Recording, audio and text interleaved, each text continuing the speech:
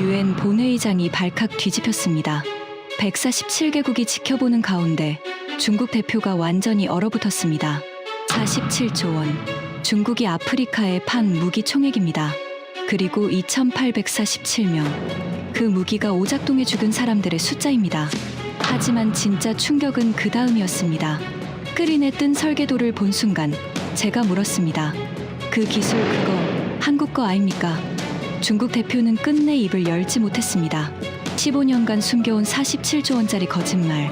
그 충격적인 전말을 지금 공개합니다. 저는 은벨레 은디아에입니다. 나이지리아 출신, 유엔 무기거래 조약 이행위원회 수석조사관으로 25년째 일하고 있죠. 아프리카 분쟁 지역이라면 안 가본 곳이 없습니다. 콩고, 수단, 소말리아, 말리, 총성이 울리는 곳이면 어디든 달려갔습니다. 그런 제가 왜 유엔 본회의장에서 중국 대표에게 저런 질문을 던지게 됐을까요? 이야기는 6개월 전으로 거슬러 올라갑니다. 그리고 이건 단순한 무기 결함 사건이 아닙니다. 47조 원짜리 거짓말, 15년간 이어진 기술 도둑질, 그리고 그 모든 것이 밝혀지는 순간, 지금부터 그 이야기를 시작하겠습니다. 6개월 전, 제네바, 유엔 인권이사회 건물 3층에 있는 제 사무실로 급한 전화가 걸려왔습니다. 새벽 4시 17분, 잠결에 받은 전화였죠. 은디아의 조사관님, 지금 바로 오셔야 합니다. 목소리의 주인은 유엔 사무차장 마르코 페레이라였습니다. 브라질 출신의 노련한 외교관이죠. 20년 넘게 알고 지낸 사이입니다. 그런 그의 목소리가 떨리고 있었습니다. 무슨 일입니까? 지금이 몇 시인지 아십니까? 수단에서 대형 사고가 터졌습니다. 저는 침대에서 벌떡 일어났습니다. 수단이라면 제가 3년 전에 무기거래 실태 조사를 했던 곳입니다. 그때도 상황이 심각했죠. 어떤 사고입니까? 중국산 전투기 12대가 동시에 추락했습니다. 동시에요? 네. 합동훈련 중이었는데 이륙한 지 3분도 안 돼서 전부 떨어졌습니다.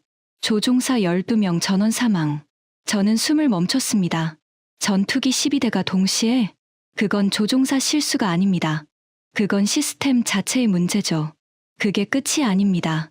페레이라 사무차장의 목소리가 더 낮아졌습니다. 에티오피아에서도 장갑차 오작동으로 47명이 사망했습니다. 케냐에서는 해안경비정 엔진이 폭발해서 23명이 죽었고요. 나이지리아, 탄자니아, 우간다. 지금 아프리카 전역에서 보고가 올라오고 있습니다. 저는 전화기를 꽉 쥐었습니다. 나이지리아, 제 조국이었습니다. 나이지리아는 어떤 상황입니까? 자주포 산문이 사격 훈련 중에 포신이 파열됐습니다. 병사 15명 사망, 34명 중상. 심장이 쿵 내려앉았습니다. 아버지가 떠올랐습니다. 40년 전 나이지리아 육군 대령이셨던 아버지. 그분도 중국산 무기 때문에 동료를 잃으셨습니다. 그때 아버지가 하셨던 말씀이 귀에 울렸습니다. 은벨레, 싼 무기는 결국 비싼 대가를 치르게 된다. 저는 이를 악물었습니다. 지금 바로 가겠습니다. 유엔 긴급회의실에 도착했을 때 이미 핵심 인원들이 모여 있었습니다. 대형 스크린에는 아프리카 지도가 떠 있었고 빨간 점들이 17개국에 찍혀 있었습니다. 각 점마다 숫자가 적혀 있었죠. 수단 마이너스 156명 사망, 에티오피아 마이너스 234명 사망, 케냐 마이너스 189명 사망, 나이지리아 마이너스 203명 사망. 빨간 점들이 아프리카 대륙을 뒤덮고 있었습니다. 현재까지 집계된 사망자만 2,847명입니다. 페레이라 사무차장이 침통한 목소리로 말했습니다. 그리고 모든 사고의 공통점이 하나 있습니다. 그가 스크린을 가리켰습니다. 전부 중국산 무기입니다. 회의실이 술렁였습니다. 저는 자료를 훑어봤습니다.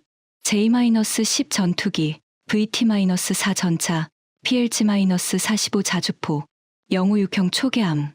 이름은 다양했지만 제조국은 하나였습니다. 중화인민공화국. 지난 10년간 중국이 아프리카에 수출한 무기 총액이 얼마인지 아십니까? 페레이라가 물었습니다. 아무도 대답하지 못했습니다. 47조 원입니다. 미국 다음으로 아프리카에 무기를 많이 판 나라예요. 47조 원. 그 돈이면 아프리카 전체 아이들에게 10년간 무상 교육을 시킬 수 있는 금액입니다. 그런데 그 돈으로 산 무기들이 지금 자국민을 죽이고 있었습니다. 중국 측 입장은 뭡니까? 제가 물었습니다. 사용자 과실이랍니다. 뭐라고요? 매뉴얼대로 운용하지 않아서 생긴 사고라고 합니다. 중국산 무기에는 아무 문제가 없다고요. 저는 코웃음을 쳤습니다. 12대 전투기가 동시에 추락하는 게 사용자 과실이라고? 17개국에서 같은 날 사고가 터지는 게 운용 미숙이라고? 중국이 세계 4위 무기 수출국이라는 거 아시죠? 옆에 앉아있던 영국 대표가 말했습니다. 매년 무기 수출액이 늘고 있습니다. 미국, 러시아, 프랑스 다음이에요. 가격이 서방 무기의 절반도 안 되니까 개발도상국들이 줄을 서서 사가고 있죠. 가격이 싸면 뭐합니까? 제가 말했습니다. 사람을 죽이는데. 회의실이 조용해졌습니다. 페레이라 사무차장이 저를 바라봤습니다. 은디아의 조사관님. 네, 이번 조사를 맡아주시겠습니까? 저는 잠시 망설였습니다. 중국을 상대로 조사를 한다는 건 쉬운 일이 아닙니다. 정치적 압력, 외교적 갈등, 끝없는 방해 공작. 하지만 2847명이라는 숫자가 머릿속을 떠나지 않았습니다. 그리고 40년 전 아버지의 얼굴이 맞겠습니다. 저는 고개를 끄덕였습니다. 그 순간 저는 몰랐습니다. 이 조사가 단순한 무기 결함 조사가 아니라는 것을, 47조 원짜리 거짓말의 실체를 파헤치는 여정이 될 거라는 것을, 그리고 그 끝에서 만나게 될 진실이 전 세계를 뒤흔들 충격이라는 것을. 조사팀 구성에는 3일이 걸렸습니다. 저는 최고의 전문가들을 모았습니다. 헬무트 슈나이더, 독일 연방군 출신, 방산 기술 분석 30년 경력, 무기 분해하면 제조국 알아맞히는 걸로 유명한 사람입니다.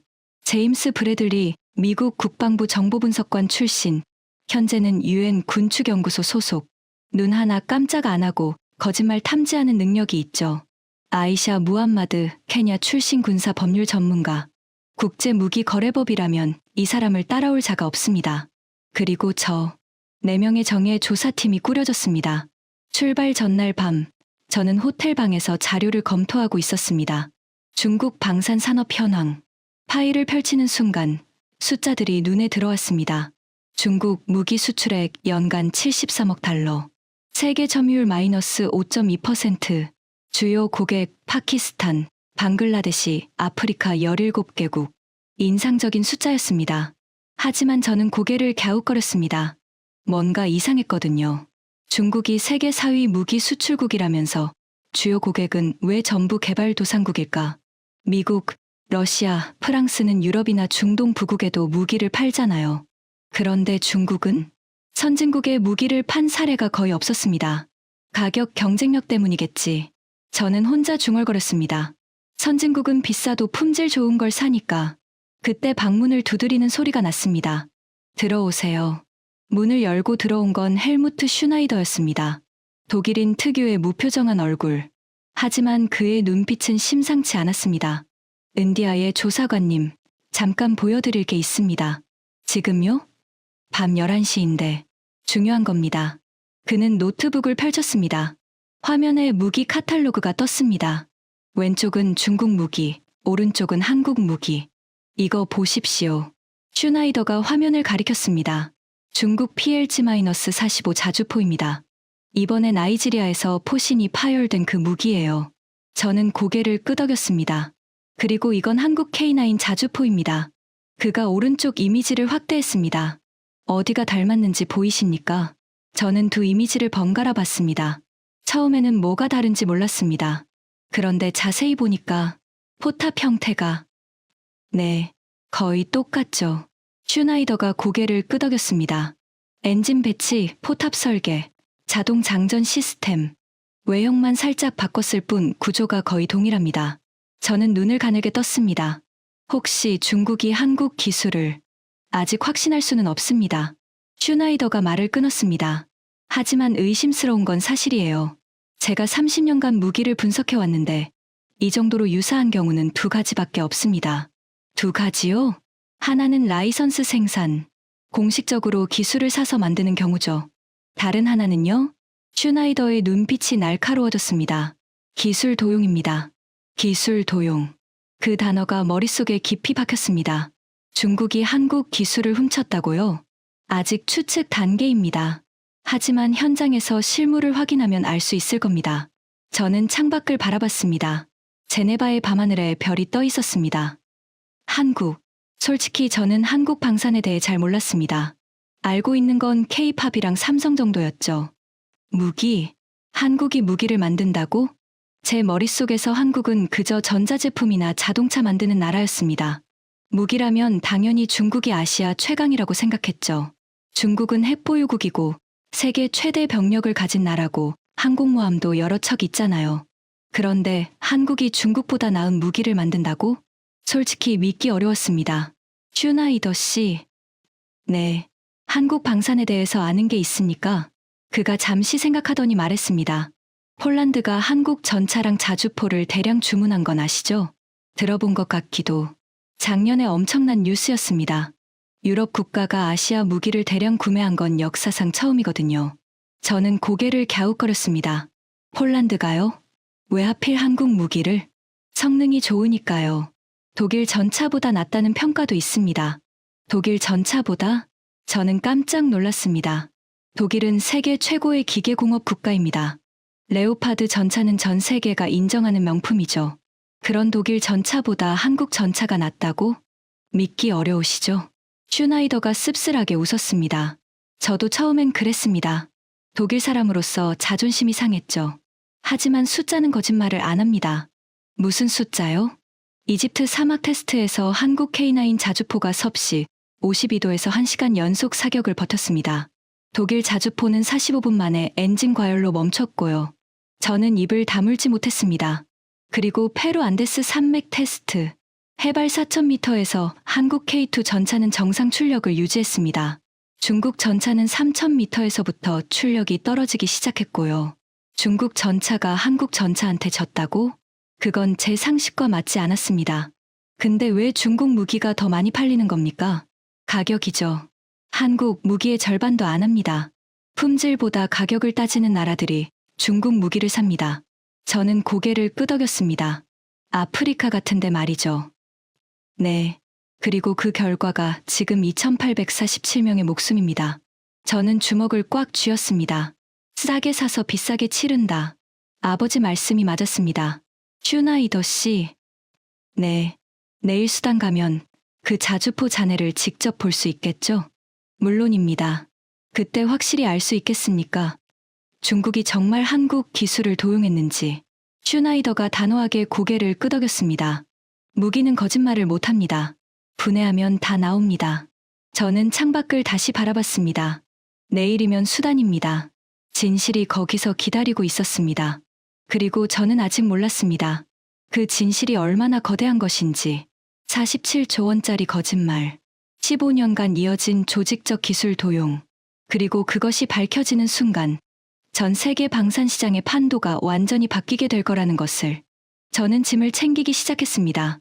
아버지의 사진이 지갑 속에서 저를 바라보고 있었습니다. 40년 전 중국산 무기 오작동으로 전우를 이루셨던 아버지. 아버지. 저는 조용히 중얼거렸습니다. 이번엔 제가 진실을 밝히겠습니다. 창밖으로 동이 트기 시작했습니다. 6개월간의 긴 여정.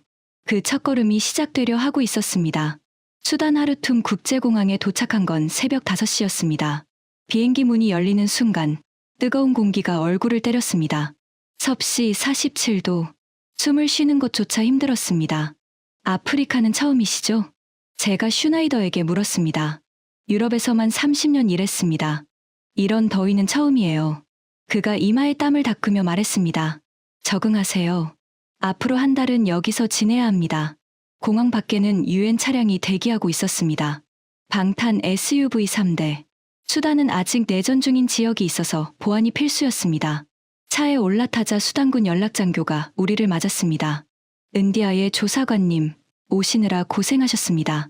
저는 오마르 대령입니다. 그의 얼굴에는 피로가 가득했습니다. 사고 현장이 어디입니까? 여기서 북쪽으로 3시간 거리입니다. 와디알파 공군기지예요. 그게 전투기 12대가 추락한 곳이죠? 네. 그리고 오마르 대령이 잠시 말을 멈췄습니다. 현장 상태가 좋지 않습니다. 마음의 준비를 하십시오. 저는 고개를 끄덕였습니다. 전투기 12대가 추락한 현장. 어떤 모습일지 충분히 예상할 수 있었습니다. 사막 도로를 3시간 달렸습니다.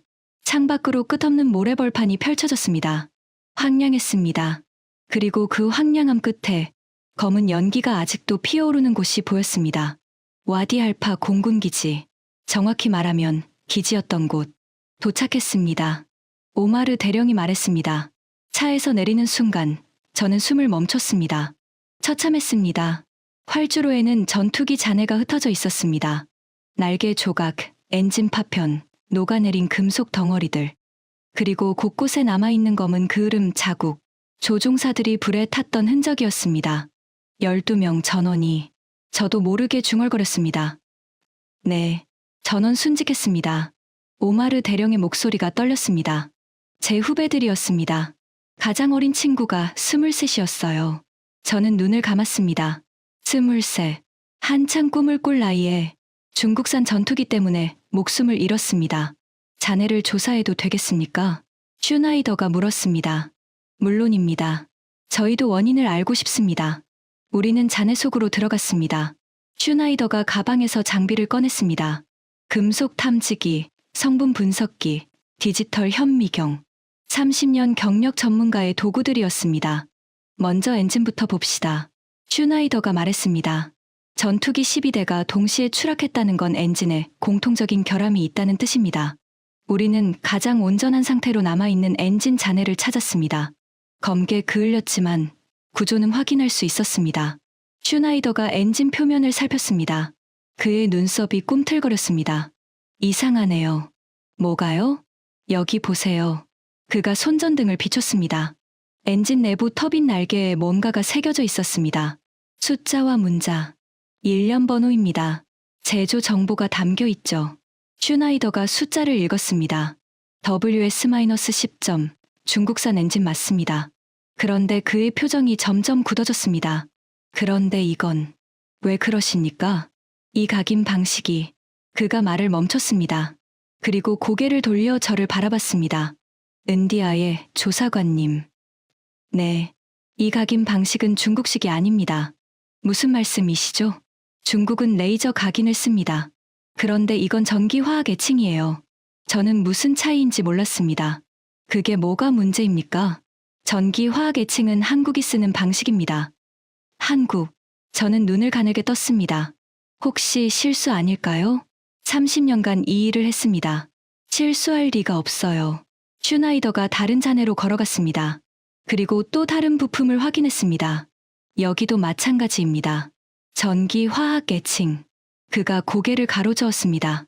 그리고 이 용접 패턴 좀 보세요. 저는 그가 가리키는 곳을 봤습니다.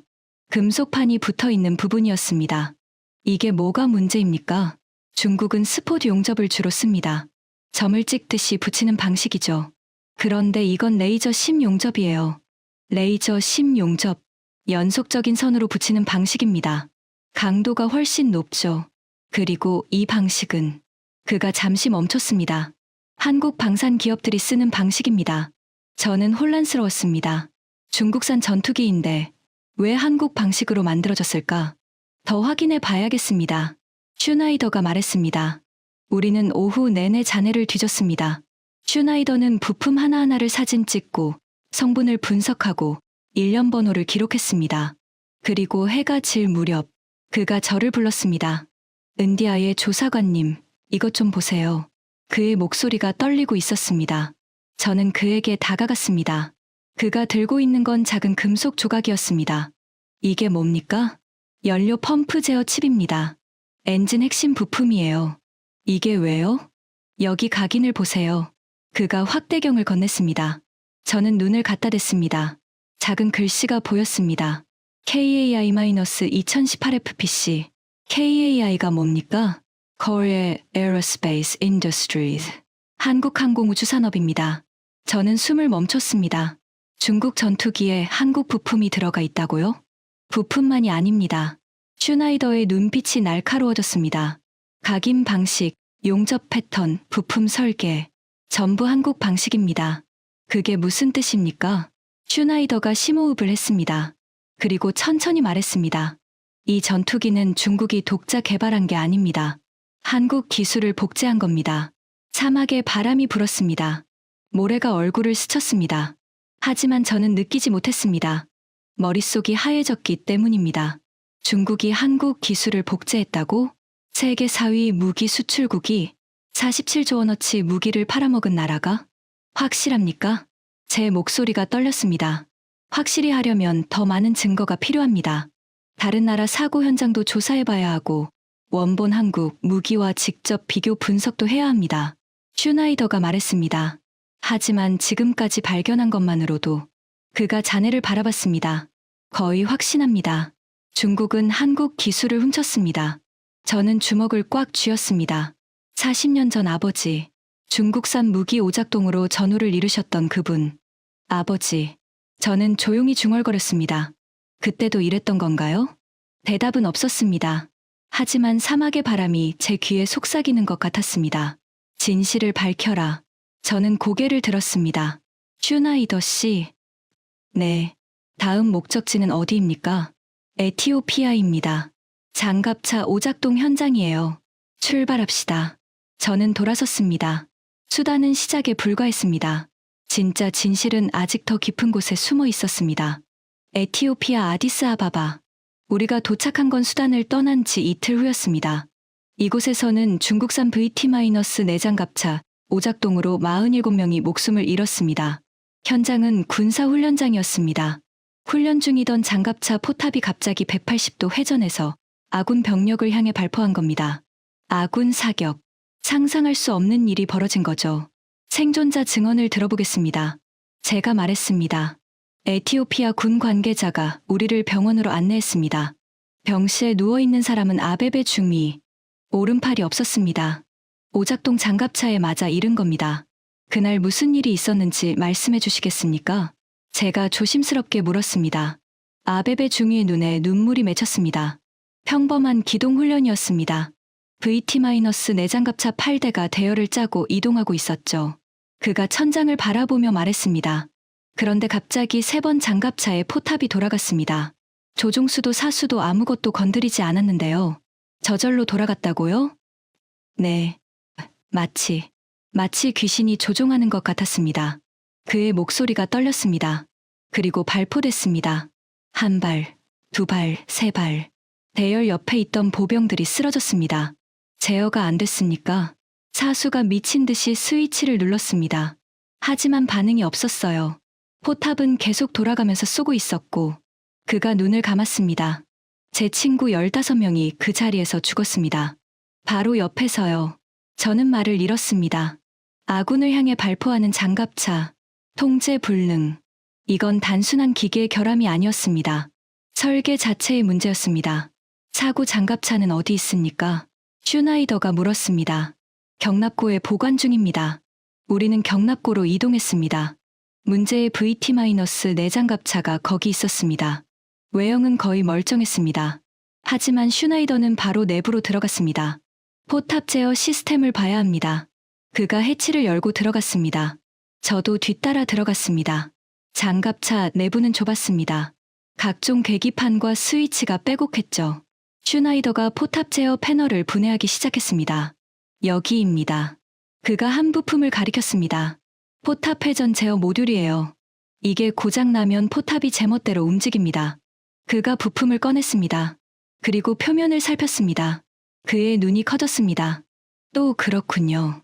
뭐가요? 여기 보세요. 그가 확대경을 건넸습니다. 부품 표면에 각인이 있었습니다. HHIARM-2017. HHI가 뭡니까? 현대중공업입니다. 한국 회사예요. 저는 숨을 삼켰습니다. 또 한국. 이건 우연이 아닙니다. 슈나이더가 말했습니다. 수단 전투기에서도 한국 부품이 나왔고, 여기 장갑차에서도 한국 부품이 나왔습니다. 중국이 한국 부품을 수입해서 쓴 걸까요? 그럴 리가 없습니다.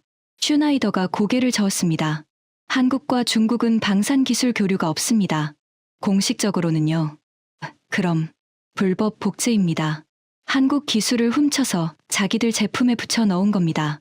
저는 장갑차 밖으로 나왔습니다. 머리가 복잡했습니다. 얼마나 더 확인해야 확실해집니까? 다른 나라 현장도 조사해야 합니다. 그리고 결정적으로 슈나이더가 말했습니다. 한국 원본 무기와 직접 비교 분석을 해야 합니다. 그래야 몇 %가 일치하는지 정확히 알 수 있어요. 저는 고개를 끄덕였습니다. 한국에 연락해 봐야겠군요. 그날 밤, 저는 제네바 본부에 연락했습니다. 한국방위사업청에 공식 협조 요청을 했습니다. 대답은 예상보다 빨리 왔습니다. 한국 측이 전폭적으로 협조하겠다고 합니다. 페레이라 사무차장이 말했습니다. 원본 설계도와 부품 샘플을 제공하겠다고 하네요. 의외였습니다. 보통 국가들은 방산 기술을 극비로 취급합니다. 특히 설계도 같은 건 절대 공개하지 않죠. 그런데 한국이 선뜻 협조한다고? 왜 그렇게 쉽게 협조하는 겁니까? 그쪽도 피해자거든요. 피해자요? 한국 측 말로는 예전부터 중국이 자기네 기술을 도용하고 있다는 의심을 했답니다. 하지만 증거가 없어서 문제 제기를 못했대요. 저는 이해가 됐습니다. 한국도 진실을 원하고 있었던 겁니다. 일주일 후, 한국에서 자료가 도착했습니다. K9 자주포 설계도, K2 전차 부품 사양서, TOC 훈련기 시스템 매뉴얼, 한국 방산의 핵심 기술 자료였습니다. 슈나이더가 그 자료를 받아들었습니다. 그리고 일주일 동안 분석에 몰두했습니다. 밤을 새우며, 식사도 거르며, 저는 그를 기다렸습니다. 그리고 7일째 되던 날, 슈나이더가 제 방을 두드렸습니다. 결과가 나왔습니다. 그의 얼굴이 창백했습니다. 어떻습니까? 직접 보시는 게 좋겠습니다. 그가 노트북을 펼쳤습니다. 화면에 두 개의 설계도가 나란히 떴습니다. 왼쪽은 중국 PLG-45 자주포, 오른쪽은 한국 K9 자주포. 이 둘을 겹쳐보겠습니다. 슈나이더가 버튼을 눌렀습니다. 두 설계도가 겹쳐졌습니다. 저는 눈을 의심했습니다. 거의 완벽하게 일치했습니다. 일치율이 얼마입니까? 97.3%입니다. 97.3%. 저는 의자에 털썩 주저앉았습니다. 97%가 같다는 건 사실상 복제품이라는 뜻입니다. 슈나이더가 말했습니다. 라이선스 생산도 아니고 공동 개발도 아닙니다. 그냥 훔친 겁니다. 다른 무기들도 그렇습니까? 전부 비슷합니다. 슈나이더가 다른 파일을 열었습니다. 중국 VT-4 전차와 한국 K2 전차. 일치율 94.1%. 중국 J-10 전투기 제어 시스템과 한국 TO10 제어 시스템. 일치율 91.7%. 중국 영우육형 초계함 추진 시스템과 한국 FFG 추진 시스템. 일치율 89.3%. 모든 숫자가 90%를 넘었습니다. 저는 머리를 감쌌습니다. 이게 말이 됩니까? 말이 안 되죠. 하지만 숫자는 거짓말을 안 합니다. 슈나이더가 침통하게 말했습니다. 중국이 세계 4위 무기 수출국이라고 자랑하던 거. 그 기술의 대부분이 한국에서 훔친 겁니다. 왜 오작동이 난 거죠? 같은 기술인데. 복제 품질이 낮아서입니다. 슈나이더가 설명했습니다. 한국은 항공 등급 특수합금을 씁니다. 중국은 일반 합금으로 대체했어요. 비용을 줄이려고. 한국은 정밀 CNC 가공을 합니다. 중국은 일반 절삭 가공으로 했고요. 겉모양은 베낄 수 있습니다. 하지만 소재와 정밀도는 베끼지 못한 겁니다. 저는 이해가 됐습니다. 복제는 했지만 제대로 못 만든 것. 겉은 같은데 속은 부실한 것. 그게 47조 원짜리 중국 무기의 정체였습니다. 이 자료를 유엔에 제출해야 합니다. 저는 일어서며 말했습니다. 본회의를 소집해달라고 요청하겠습니다. 잠깐요. 슈나이더가 저를 불렀습니다. 뭡니까? 아직 더 있습니다. 그가 심각한 표정으로 말했습니다. 이건 최근에 시작된 게 아니에요. 최소 15년 전부터 조직적으로 이루어졌습니다. 15년이요? 네. 그리고 이걸 증명할 수 있는 사람이 있습니다. 누군데요? 슈나이더가 잠시 망설이더니 말했습니다. 미국 국방부 제임스 브래들리입니다. 그가 10년간 추적해온 정보가 있다고 합니다. 저는 눈을 가늘게 떴습니다. 미국이 이미 알고 있었다고? 10년 전부터 브래들리를 만난 건 제네바 유엔 본부 지하 회의실에서였습니다.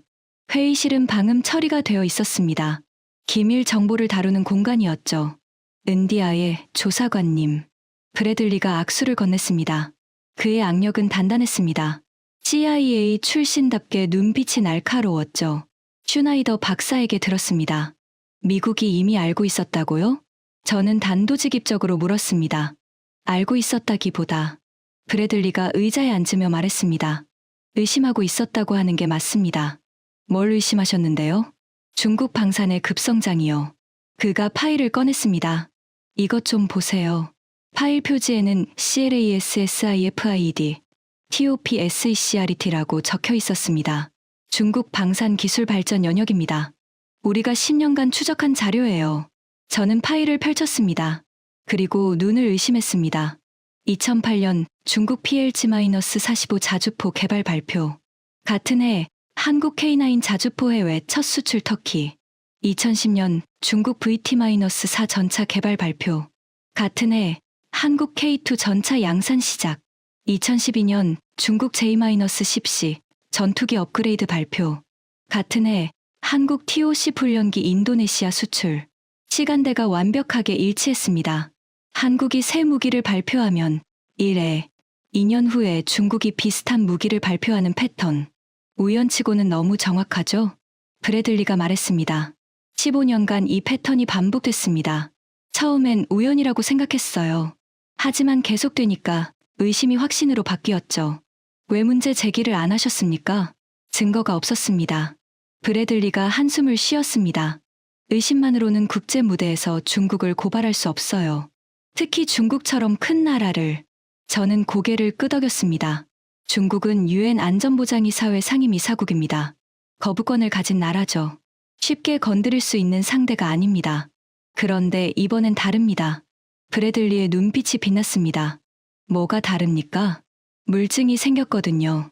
그가 다른 파일을 꺼냈습니다. 이건 우리 정보망이 입수한 자료입니다. 중국 국영방산 기업 내부 문서예요. 저는 파일을 받아들었습니다. 중국어로 적혀 있었지만 영어 번역이 함께 있었습니다.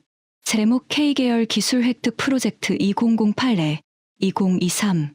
저는 눈을 가늘게 떴습니다. K계열. 한국 무기 명명법이었습니다. K9, K2, K21점. 문서를 읽어 내려갔습니다. 1단계 2008에 2012 목표 기술 선정 및 정보 수집. 한국 방위산업전 참관을 통한 기술 자료 수집. 해외 전시회에서 한국 기술자 접촉. 한국 방산협력업체 위장 취업. 2단계 2013에 2017 핵심 기술 획득. 설계 도면 유출. 핵심 부품 샘플 확보.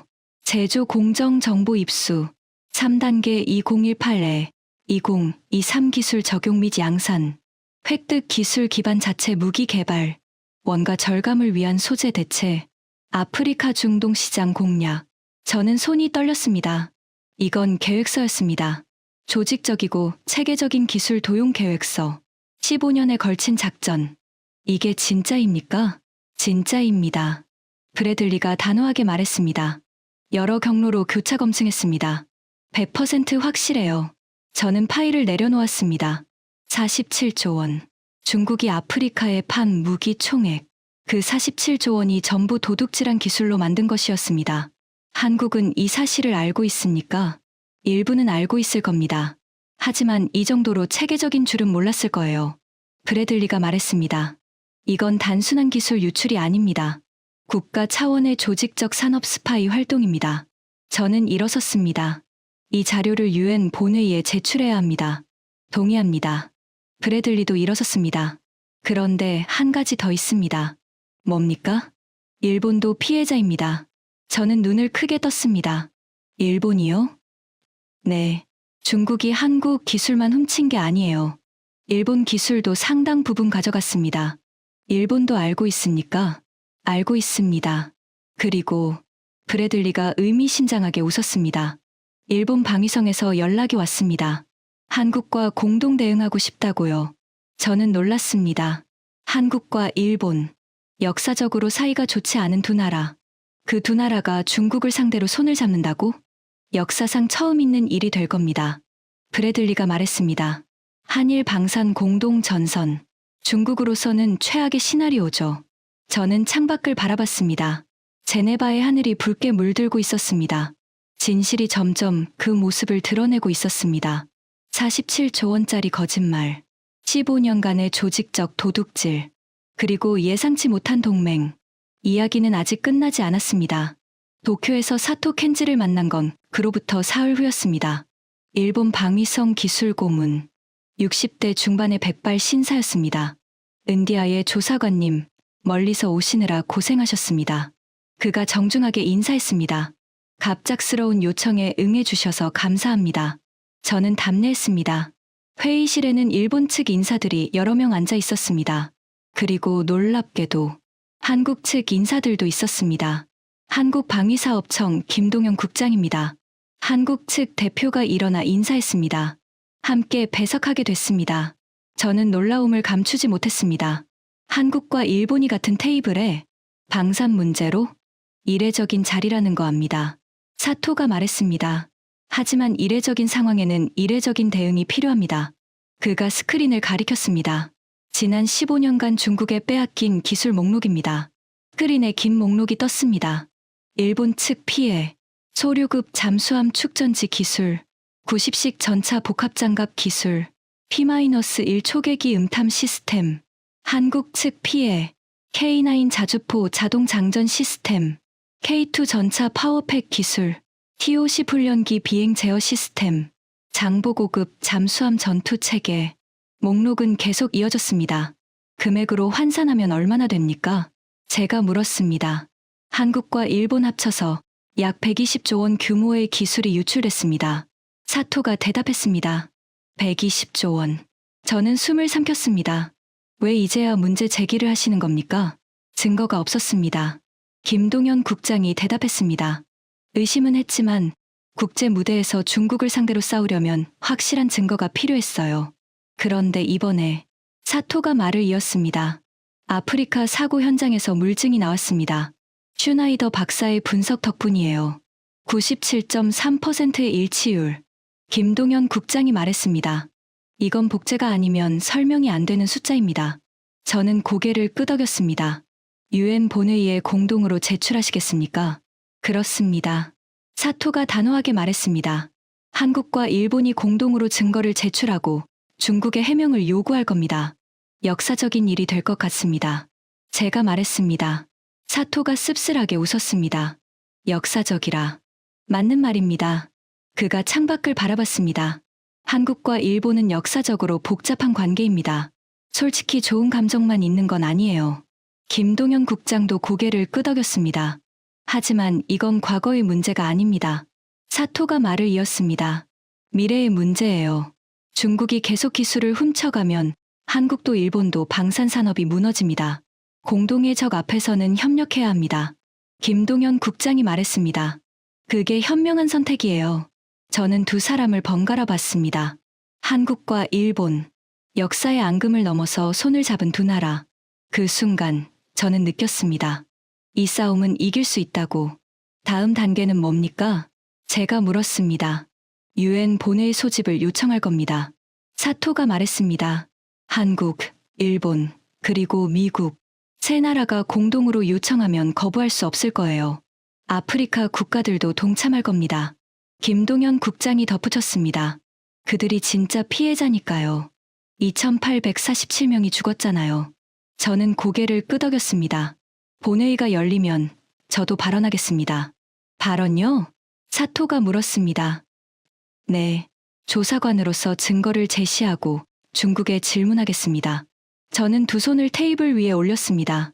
그 기술 그거 한국 거 아닙니까? 라고요. 회의실이 조용해졌습니다. 그리고 사토가 웃었습니다. 좋습니다. 그 질문 전 세계가 들었으면 좋겠군요.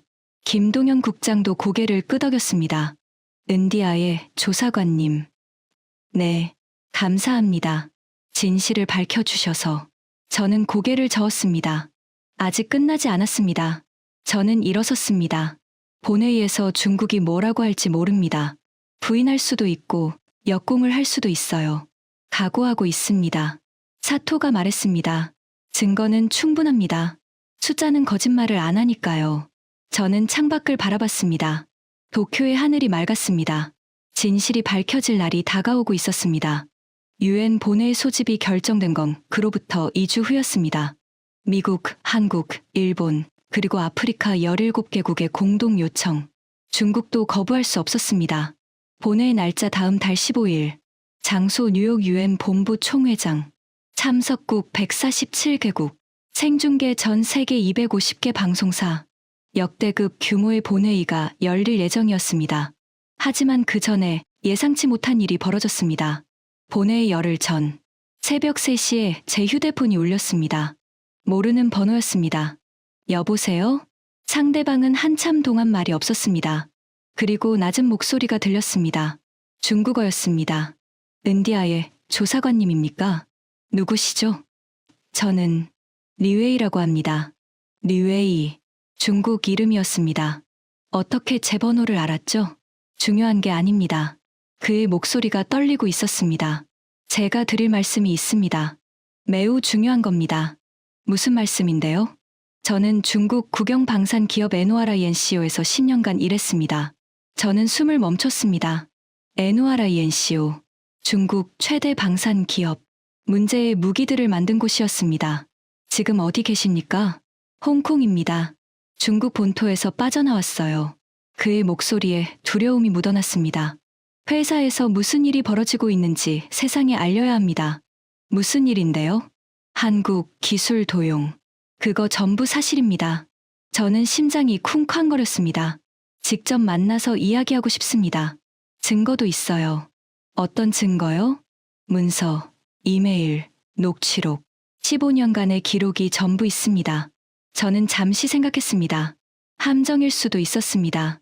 중국이 역공을 위해 보낸 사람일 수도 있었죠. 하지만 그의 떨리는 목소리, 그건 연기가 아니었습니다. 만나죠. 저는 말했습니다. 홍콩으로 가겠습니다. 다음 날, 저는 홍콩행 비행기에 올랐습니다. 만남 장소는 카오룽 반도의 한 호텔. 리웨이는 야윈 얼굴의 40대 남성이었습니다. 눈 밑에 짙은 다크서클. 며칠 못 잔 게 분명했습니다. 감사합니다. 와 주셔서. 그가 인사했습니다. 왜 저한테 연락하셨습니까? UN 조사관이시잖아요. 이 사건을 담당하시고. 그가 가방을 열었습니다. 이게 증거입니다.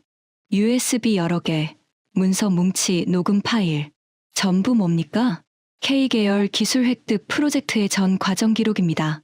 저는 눈을 가늘게 떴습니다. 브래들리가 입수한 문서와 같은 거였습니다. 이건 이미 미국이 갖고 있습니다. 그건 일부예요. 이건 전부입니다. 리웨이가 말했습니다. 누가 지시했는지, 어떻게 실행했는지, 돈이 어디로 흘러갔는지 전부 있어요. 왜 이걸 공개하려는 겁니까? 저는 물었습니다. 10년간 회사에서 일하셨잖아요. 왜 갑자기 배신을? 리웨이의 얼굴이 굳어졌습니다. 제 아들 때문입니다. 아들이요? 아들이 군에 입대했습니다. 공군이에요. 그의 눈에 눈물이 맺혔습니다. 수단에서 전투기 12대가 추락했다는 뉴스 보셨죠? 네. 그 전투기, 제가 만든 겁니다. 저는 숨을 멈췄습니다. 제가 설계에 참여했어요. 한국 기술 복제에서. 비용 줄이려고 소재도 바꾸고. 그래서요? 제 아들이 그 전투기를 모는 거예요. 그가 주먹을 꽉 쥐었습니다. 언제 떨어질지 모르는 전투기를요. 저는 말을 잃었습니다. 2847명이 죽었습니다. 아프리카에서 제가 만든 무기 때문에. 리웨이가 고개를 떨궜습니다. 더 이상은 못 참겠어요. 내 아들이, 내 가족이 그렇게 죽을 수는 없습니다. 저는 그를 바라봤습니다. 손이 떨리고 있었습니다. 눈물이 흐르고 있었습니다. 이 사람은 진심이었습니다. 이 자료를 UN 본회의에 제출하겠습니다. 저는 말했습니다. 그러면 당신은 중국에 돌아갈 수 없습니다. 알고 계시죠? 압니다. 리웨이가 고개를 끄덕였습니다. 가족은 이미 캐나다로 보냈습니다. 저도 돌아가지 않을 거예요. 후회 안 하시겠습니까? 이미 후회하고 있습니다. 그가 저를 바라봤습니다. 15년간 거짓말에 동참한 것을요. 저는 그의 손을 잡았습니다. 용기에 감사드립니다. 그날 밤, 저는 홍콩을 떠났습니다. 손에는 리웨이가 준 자료가 들려 있었습니다. 15년간의 기록, 47조 원짜리 거짓말의 전모. 이제 마지막 퍼즐 조각이 맞춰졌습니다. UN 본회의, 147개국이 지켜보는 그 자리에서 진실이 밝혀질 것이었습니다. 그리고 저는 그 자리에서 물을 것이었습니다. 그 기술 그거 한국 거 아닙니까? 비행기가 이륙했습니다. 뉴욕이 기다리고 있었습니다. 뉴욕 UN 본부 총회장. 저는 단상 바로 앞 조사관석에 앉아 있었습니다. 심장이 미친 듯이 뛰었습니다. 147개국 대표단이 자리를 채우고 있었습니다. 기자석에는 전 세계 250개 방송사 취재진, 카메라가 쉴 새 없이 플래시를 터뜨렸습니다. 생중계 시청자 수 실시간 8억 7천만 명. 역사상 가장 많은 사람이 지켜보는 UN 본회의였습니다. 제42차 UN 무기거래 조약 특별 본회의를 시작하겠습니다. 의장의 선언과 함께 회의가 시작됐습니다. 먼저 조사팀의 보고를 듣겠습니다. 은디아의 수석 조사관, 발언해 주십시오. 저는 자리에서 일어났습니다. 다리가 떨렸습니다. 하지만 2,847명의 얼굴이 머릿속에 떠올랐습니다. 수단의 젊은 조종사들, 에티오피아의 병사들, 나이지리아의 제 동포들, 그들을 위해 저는 이 자리에 섰습니다. 의장님, 각국 대표 여러분, 제 목소리가 회의장에 울려 퍼졌습니다. 저는 지난 6개월간 아프리카 17개국에서 발생한 중국산 무기 오작동 사건을 조사했습니다. 스크린에 첫 번째 슬라이드가 떴습니다. 아프리카 지도 위에 빨간 점들. 사망자 2,847명, 부상자 4,312명, 재산 피해 12조 원. 회의장이 술렁였습니다. 이것이 세계 4위 무기 수출국이 아프리카에 남긴 결과입니다. 저는 중국 대표단 좌석을 바라봤습니다.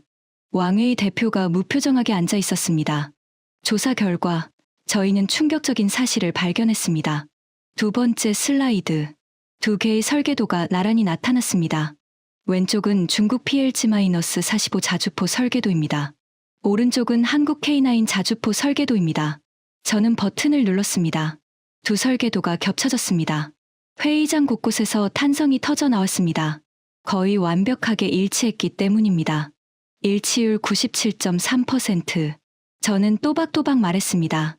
이것은 우연의 일치가 아닙니다. 복제입니다. 중국 대표단 좌석에서 웅성거리는 소리가 들렸습니다. 왕웨이의 표정이 굳어졌습니다. 전차, 전투기, 함정, 모든 무기가 마찬가지였습니다. 세 번째 슬라이드.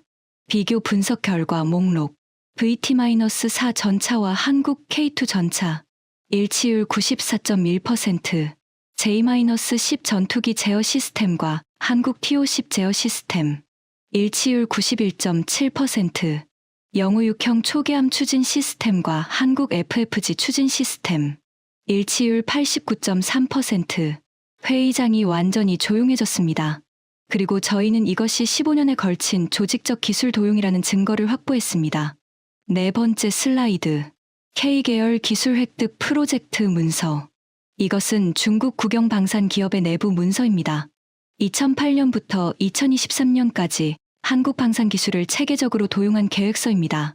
저는 문서 내용을 읽었습니다. 1단계 목표 기술 선정 및 정보 수집, 2단계 핵심 기술 획득, 3단계 기술 적용 및 양산. 회의장에 침묵이 흘렀습니다. 그리고 마지막으로 저는 5번째 슬라이드를 띄웠습니다. 리웨이의 증언 영상. 이 증언자는 NORINCO에서 10년간 근무한 엔지니어입니다. 기술 도용에 직접 참여했던 사람이죠. 영상이 재생됐습니다. 리웨이의 떨리는 목소리가 회의장에 울렸습니다. 저는 15년간 거짓말에 동참했습니다. 한국 기술을 복제해서 무기를 만들었습니다. 비용을 줄이려고 소재를 바꿨고 그 결과 2,847명이 죽었습니다. 영상이 끝났습니다. 회의장이 얼어붙었습니다. 저는 마이크를 다시 잡았습니다. 의장님. 네, 저는 중국 대표에게 직접 질문하고 싶습니다. 의장이 잠시 망설이더니 고개를 끄덕였습니다. 허가합니다. 저는 중국 대표단 좌석을 향해 돌아섰습니다. 왕웨이가 창백한 얼굴로 앉아 있었습니다. 왕 대표. 제 목소리가 회의장에 울렸습니다. 이 설계도를 보십시오. 스크린에 겹쳐진 두 설계도가 다시 떴습니다. 97.3%가 일치합니다. 저는 한 걸음 다가갔습니다. 그 기술 그거. 회의장 전체가 숨을 죽였습니다. 한국 거 아닙니까? 2초, 3초, 5초. 왕웨이의 입이 열리지 않았습니다. 얼굴이 붉어졌다가 창백해졌습니다. 손이 떨리고 있었습니다. 왕 대표, 제가 다시 말했습니다. 147개국이 지켜보고 있습니다. 8억 명이 생중계로 시청하고 있습니다. 저는 똑바로 그를 바라봤습니다. 대답해 주십시오. 이 기술은 한국 것입니까? 아닙니까? 10초, 15초, 20초. 왕웨이는 끝내 입을 열지 못했습니다. 그저 고개를 숙일 뿐이었습니다. 회의장에 웅성거림이 퍼졌습니다. 카메라 플래시가 미친 듯이 터졌습니다. 그 순간 저는 알았습니다. 진실이 밝혀졌다는 것을. 47조 원짜리 거짓말이 세상에 드러났다는 것을. 그리고 이 순간이 역사에 기록될 것이라는 것을. 왕회의의 침묵이 이어지는 동안 예상치 못한 일이 벌어졌습니다. 아프리카 대표단 좌석에서 한 사람이 일어났습니다. 케냐 대표 와니아 장관. 의장님, 발언권을 요청합니다. 허가합니다. 와니아 장관이 마이크 앞에 섰습니다. 저희 케냐는 중국산 해안 경비정 오작동으로 23명의 해군을 잃었습니다. 그의 목소리가 떨렸습니다. 그들에게는 가족이 있었습니다. 아이들이 있었습니다. 그리고 그들은 돌아오지 않았습니다. 회의장이 숙연해졌습니다. 오늘 저희는 결정을 내렸습니다. 그가 문서를 들어보였습니다. 케냐는 중국과의 모든 방산 계약을 파기하고 한국과 새로운 방위 파트너십을 체결할 것입니다. 회의장이 술렁였습니다. 그런데 그게 끝이 아니었습니다. 나이지리아 대표가 일어났습니다. 나이지리아도 동참합니다. 에티오피아 대표가 일어났습니다. 에티오피아도 동참합니다. 수단, 탄자니아, 우간다, 가나, 세네갈. 하나둘씩 아프리카 대표들이 일어났습니다. 동참합니다. 동참합니다. 동참합니다. 17개국. 아프리카 17개국 전부가 일어섰습니다. 저는 눈시울이 뜨거워졌습니다. 2847명의 목숨. 그들의 죽음이 헛되지 않았습니다. 진실이 밝혀졌고 정의가 실현되고 있었습니다. 그때 의장이 마이크를 잡았습니다. 잠시만요. 추가 발언 요청이 있습니다. 회의장이 조용해졌습니다. 콩고 민주공화국, 앙골라, 모잠비크, 짐바브웨. 의장이 명단을 읽었습니다. 총 17개국이 추가로 한국과의 파트너십에 동참하겠다고 발표했습니다. 17개국이 34개국이 됐습니다. 회의장에 박수가 터졌습니다. 저는 자리에 주저앉았습니다. 다리의 힘이 풀렸습니다. 6개월. 수단의 사막에서 시작된 여정. 에티오피아, 케냐, 나이지리아, 그리고 도쿄, 홍콩, 뉴욕. 그 모든 여정이 이 순간을 위한 것이었습니다. 은디아의 조사관님. 누군가 제 어깨를 두드렸습니다. 한국 대표 김동연 국장이었습니다. 감사합니다. 그의 눈에도 눈물이 맺혀 있었습니다. 아닙니다. 저는 고개를 저었습니다. 저는 제 할 일을 했을 뿐입니다. 저는 지갑 속 아버지 사진을 꺼냈습니다. 40년 전 나이지리아 육군 대령이셨던 아버지, 중국산 무기 오작동으로 전우를 이루셨던 분. 아버지. 저는 조용히 중얼거렸습니다. 드디어 해냈습니다. 회의가 끝난 후 저는 UN 본부 밖으로 나왔습니다. 뉴욕의 밤하늘에 별이 떠 있었습니다. 휴대폰이 울렸습니다.